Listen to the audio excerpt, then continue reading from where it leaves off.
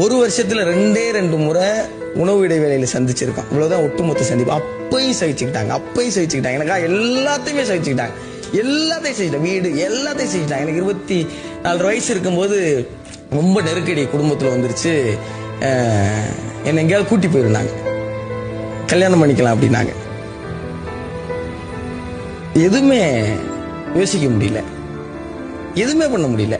ஏன்னா அப்பதான் 25,000 ரூபாய் சம்பளம், அதுல பாதி வீட்டுக்கு கொடுக்கணும். இதை வச்சு நான் என்ன செய்வேன்? வீட்டுல சங்கருத்து போட்டுருவாங்க. என்ன செய்யறது அப்படின்னா, கடைசியில் எனக்காக எல்லாத்தையும் விட்டு கொடுத்தவங்க என்னை விட்டு கொடுக்க வேண்டிய சூழல் உருவாச்சு. அப்பையும் சிரிச்சுக்கிட்டே விட்டு கொடுத்தாங்க. இன்னும் அந்த சிரிச்ச முகம் இருக்கு. அதுக்கு எப்படி இந்த நன்றி சொல்றதுன்னு சுத்தம் பிடிபட மாட்டேங்குது. ஆனா அந்த குற்ற உணர்ச்சி இருந்துட்டே இருக்கு. எனக்கா